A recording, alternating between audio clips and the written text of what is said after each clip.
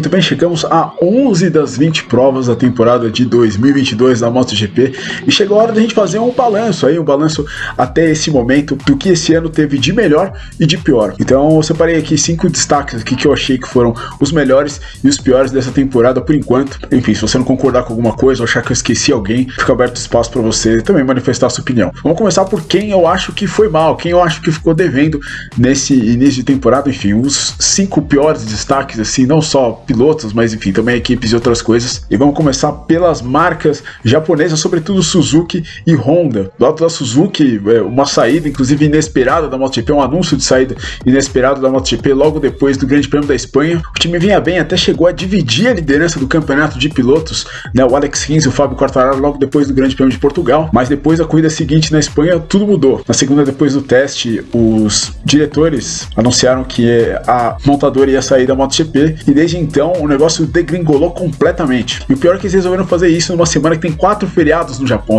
chamada Semana Dourada. Ou seja, já anunciaram que estavam saindo da MotoGP, não deram muita satisfação nem para os funcionários nem para ninguém. E eu diria que esse clima ruim até está influindo nos resultados da equipe. Pra você ter uma ideia, a Suzuki tem 152 pontos até agora nesse ano e nas últimas 5 provas ela fez 27, ou seja, 17,7% dos pontos. Enfim, uma decisão aí meio difícil de entender mercadologicamente, financeiramente. Enfim, é uma equipe muito bem feita, né, pelo David Brivio ali desde 2013 até a entrada na MotoGP em 2015. Uma equipe que agora fica sem uma fabricante e seria muito triste se ela acabasse. Já do outro lado a gente tem a Honda, que sem o Marc Marquez é completamente inconsistente. E o próprio Marquez, é claro, com as dificuldades físicas dele, estava tendo muita dificuldade de ter consistência nesse ano. De fato, se você olhar para os resultados do Marquez, parece que ele foi consistente ali em 6º lugar, sempre ali dentro do top 10, sem abandonar, mas o fato é que em várias dessas corridas ele teve problemas durante os treinos, seguiu pilotos durante os treinos e se aproveitou de quedas aí de caras que estavam na frente dele para chegar mais à frente do que ele deveria. O fato é que todo esse tempo sem o Marquez acabou fazendo a Honda tomar direções distintas, né, no desenvolvimento da moto. A Honda aparentemente ficou sem o norte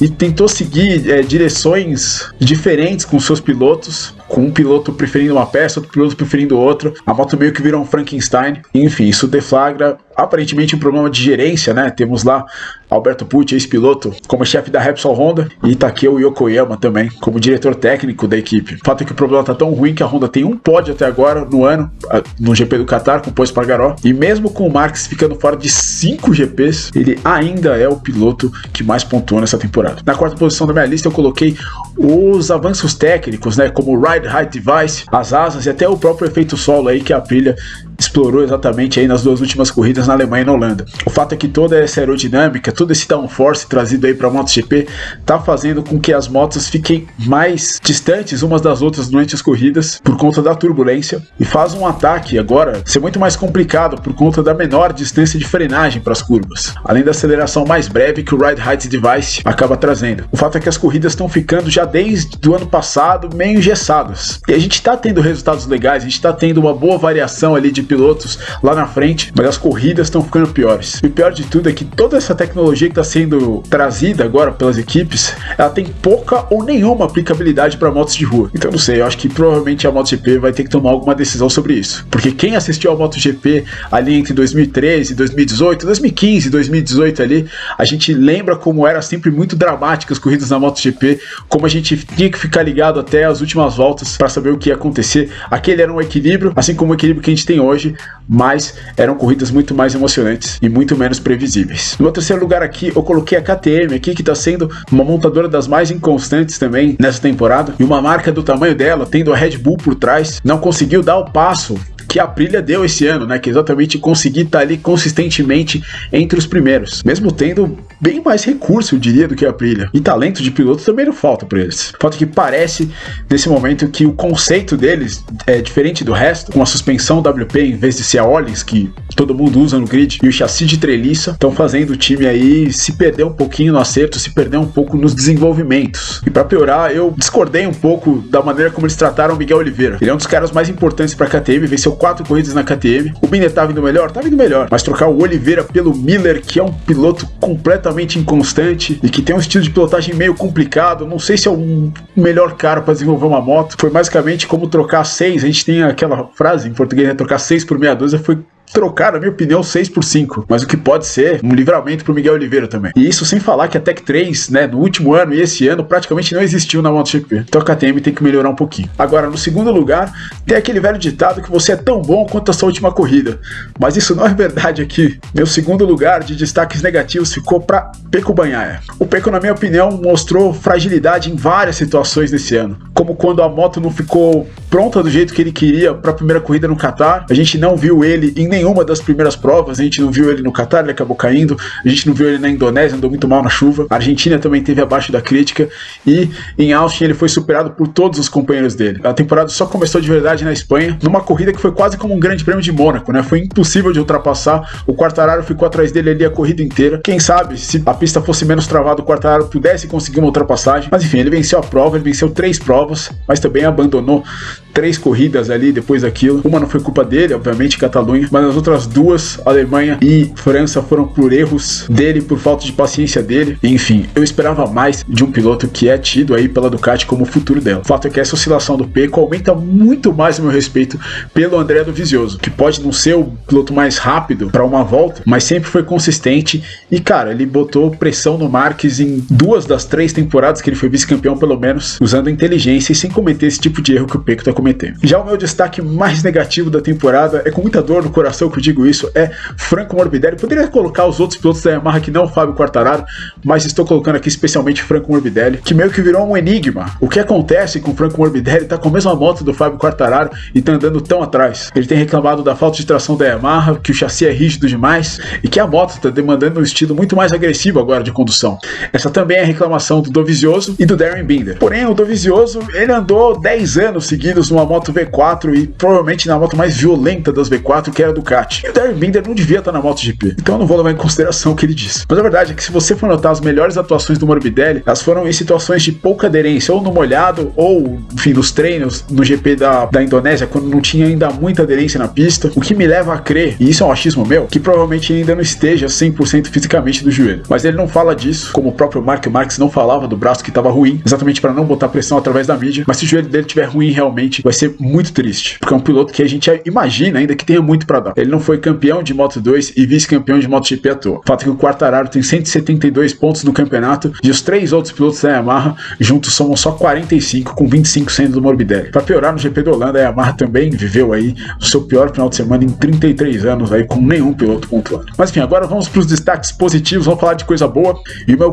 quinto lugar aqui é o equilíbrio da MotoGP. As corridas podem estar meio tediosas, meio estacionadas, engessadas, como eu falei, mas a gente está tendo uma boa diversidade aí de pilotos e motos ali ocupando as primeiras posições. Em 11 provas a gente teve nada menos que 5 vencedores diferentes e 13 pilotos no pódio. Sem contar que nas primeiras 3 corridas a gente teve 9 pilotos diferentes no pódio e com motos de todos os tipos de especificação, né? Desde as motos de fábrica até as motos defasadas aí, como é o caso do Bastianini, que venceu a corrida com moto defasada, o próprio caso do Bezek também, que foi pro pódio na Holanda com a moto defasada. Então isso vem sendo uma das coisas mais legais desse ano. O meu quarto lugar, ele é meio inesperado, é Johann Zarco, que eu acho que a gente tem que tirar o chapéu. Ele mesmo não sendo cortejado pela Ducati aí por uma vaga como piloto de fábrica, o time aparentemente está muito mais entre o Enea Bastianini e entre o Jorge Martin. O Zarco vem fazendo um trabalho bastante respeitável. Ele é o piloto da Ducati que mais foi pro pódio esse ano, 4 vezes, e termina o primeiro semestre como o piloto da Ducati mais à frente no campeonato, em terceiro lugar, na frente tanto do Pecco Bagnaia, que venceu 3 vezes, quanto do Enea Bastianini, que também venceu 3 vezes. Ele também conseguiu uma pole position, claro. Mas por que então o Zarco não está sendo cortejado pela Ducati? Provavelmente pela idade e provavelmente por também não ter vencido ainda na MotoGP. O Zarco é um baita piloto, mas tá começando a entrar meio naquele tabu, assim. A gente lembra na Fórmula 1, o Nico Hülkenberg, quando ele vai conseguir o pódio, ele nunca conseguia, e isso no fim das contas tomou uma proporção maior do que devia, e é o que eu acho que tá caminhando para acontecer com essa vitória do Zarco. Então a Ducati provavelmente aí vai querer um jovem, um cara com mais potencial e com mais anos aí pela frente como companheiro do Bagnaia, mas não apaga o bom ano do Zarco. Em terceiro lugar eu coloquei Enea Bastianini e a equipe Keresini também. Ele pode não ter sido consistente durante essa temporada, mas cara, ele venceu 3 corridas numa moto defasada em um time satélite que nunca tinha corrido de Ducati. Com uma competitividade, um equilíbrio tão grande nesse ano, a gente tem que venerar esse feito. A própria pole da Gresini com o Fábio Di Giannantonio e Mugello, tudo bem, o Fábio Di Giannantonio ali tava com aquela pista ali meio molhada e tal, mas poxa vida, é uma pole position de Ducati e Mugello, de um piloto que mal tinha marcado ponto ali até aquela corrida. E o próprio fato da moto ser mais defasada, do time não ter tanta experiência com a Ducati, pode estar fazendo os resultados oscilarem muito de pista para pista. E tudo isso, é claro, apesar dos técnicos da Ducati, né? Para você que não sabe, o chefe de mecânicos do Enea Bastianini é o Alberto Giribola, que era o chefe de mecânicos do Andrea Dovizioso até 2020. Mas enfim, apesar dos pesares, eu sinceramente escolheria o Bastianini para ser o companheiro de equipe do Pecco Bagnaia, porque começar a sua segunda temporada vencendo com uma moto defasada em um time que ninguém estava dando muito, é um feito bastante importante. No meu segundo lugar aqui, eu coloco o líder do campeonato, Fábio Quartararo. Fábio Quartararo cresceu muito psicologicamente, apesar do erro dele na Holanda, durante essa temporada. No início da temporada, ele estava dando entrevistas com falas bastante negativas sobre a Yamaha. E isso foi levado para as pistas nas primeiras provas. E ele disse que a partir do momento que ele aceitou que seria uma temporada complicada, de que não tinha o que fazer, que o motor da Yamaha era esse, os resultados começaram a aparecer. Ele fez a diferença no estilo de pilotagem e usou o que a Yamaha tem de melhor, que é a velocidade de curva. Então, tanto do lado psicológico quanto do lado técnico, o Fábio tá andando muito esse ano. A única crítica realmente foi o que ele fez na Holanda, mas enfim, provavelmente ele vinha de 2 vitórias, estava muito confiante e achou ali que poderia fazer aquela ultrapassagem no ponto crítico do circuito, né, que é a curva 5, depois de várias curvas para a direita, você entra para a esquerda e acabou errando. Mas mesmo assim,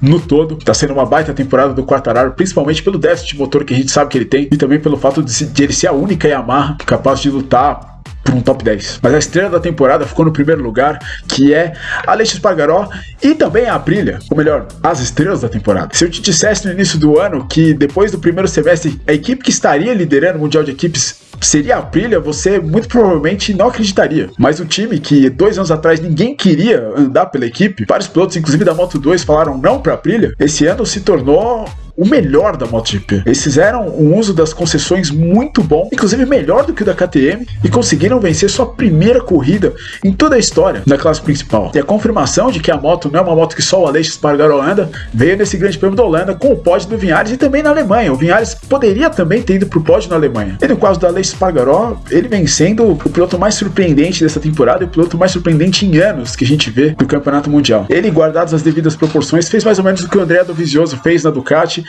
um cara que já estava um pouco desacreditado, que acreditou no projeto e levou esse projeto a vencer corrida. E quem sabe, pode levar até algo que o Dovizioso não conseguiu, que é um título mundial. Ritmo para isso e braço para isso parece que ele tem. Enfim, o Aleix, para mim, é o nome do ano, uma dessas grandes histórias de superação do esporte, um cara que demorou 200 corridas para vencer a primeira e de repente tá aí, depois dos 30 anos de idade, disputando um título com caras muito mais novos do que ele. Realmente tem que tirar o chapéu. Mas foi isso, esse foi o balanço da primeira metade da temporada, espero que você tenha gostado. Muito obrigado se você chegou até aqui. Se curtiu, dá aquele like e considere se inscrever no canal. E a gente se vê na próxima.